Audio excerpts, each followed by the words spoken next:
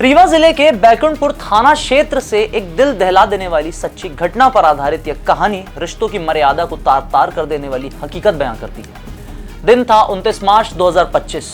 वो घर में अकेली थी। वो किसी की बीवी थी, वो किसी की बेटी थी, किसी की बहू थी। लेकिन उस दिन जो उसके साथ हुआ, उसने कभी अपने सबसे बुरे सपने में भी नहीं सोचा होगा। उसे परिवार और समाज का हवाला देकर चुप रहने को कहा गया। साथ ही उसने जाना अपने जीवन साथी की कायरता का स्तर। अब आप भी सोच में पड़ गए होंगे कि यह मामला आखिर क्या है, तो आइए करते हैं सारी जानकारी आपसे साझा। नाम मेरा आशीष गुप्ता और आप देखना शुरू कर चुके हैं जुर्मनामा।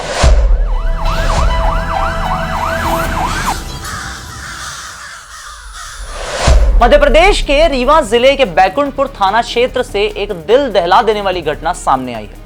यहाँ एक ससुर ने अपनी ही बहू के साथ दुष्कर्म की घिनौनी वारदात को अंजाम दिया। यह घटना 29 मार्च 2025 को हुई, जब पीड़िता घर में अकेली थी।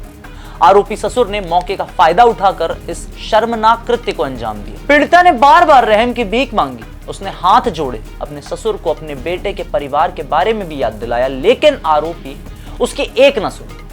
उसके ससुर की नीयत में नीचता घर कर चुकी थी। निर्लज्जता की सारी हदें उस आदमी के शरीर में बंद राक्षस ने पार कर दी थी। इस घटना के बाद पीड़िता ने तुरंत अपने पति को इसकी जानकारी दी। उस महिला ने जिसे अपना जीवन साथी माना था, उससे उम्मीद की और अपने आप बीती सुनाई। मगर आप सोचिए कि किसी आदमी का ज़मीर कितना कमजोर हो सकता है कि समाज के डर से वह जिसे ताउम्र सुरक्षित रखने की कसर खाकर अपने घर लाता है, अपने जीवन का हिस्सा बनाता है, लेकिन जब बात पत्नी की आबरू की आई तो इज्जत का हवाला देकर पुलिस में शिकायत करने से मना कर देता है। आखिरकार लड़की है, लड़ सकती है, और इसी सोच के साथ पीड़िता ने 14 अप्रैल 2025 को हिम्मत जुटाकर बैकुंठपुर थाने में शिकायत दर्ज करा दी। पीड़िता ने पुलिस को दिए बयान में बताया कि उसका पति बाहर काम करता है और घर कम ही आता है। इसी का फायदा उठाकर ससुर ने 29 मार्च को उसके साथ दुष्कर्म किया। जब पीड़िता ने अपने पति को इसकी खबर दी तो वह तुरंत घर पहुंचा, लेकिन उसने पुलिस में शिकायत न करने की बात कही।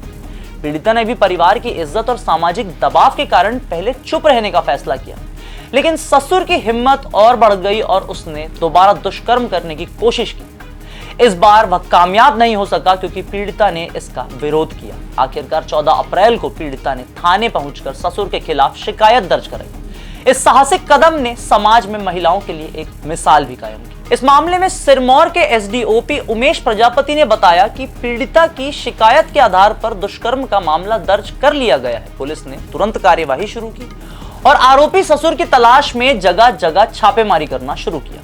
उमेश प्रजापति ने कहा कि आरोपी फरार है, लेकिन पुलिस उसे जल्द से जल्द गिरफ्तार कर लेगी। पुलिस की टीमें अलग अलग स्थानों पर दबिश दे रही हैं और स्थानीय लोगों से जानकारी भी जुटाई जा रही है। इस घटना ने पूरे इलाके में एक सनसनी फैला दी और लोग इस घिनौने कृत्य की कड़ी निंदा भी कर रहे हैं। पुलिस ने पीड़िता की सुरक्षा को भी सुनिश्चित करने का भरोसा दिलाया है। यह घटना रीवा ही नहीं बल्कि पूरे समाज, भारतीय समाज के लिए एक गंभीर चेतावनी जैसी है। रिश्तों में विश्वास को तोड़ने वाली ऐसी घटनाएं सामाजिक मूल्यों पर सवाल उठाती है। इस मामले में पीड़िता ने जिस साहस के साथ पुलिस में शिकायत दर्ज कराई, वह अन्य महिलाओं के लिए एक प्रेरणा बन सकती है। रीवा में पहले भी दुष्कर्म और गैंगरेप जैसे मामले सामने आ चुके हैं। उदाहरण के लिए 2024 में गुड़ थाना क्षेत्र में एक गैंगरेप का मामला उठा था। 8 आरोपियों को उम्र कैद की सजा भी सुनाई गई थी।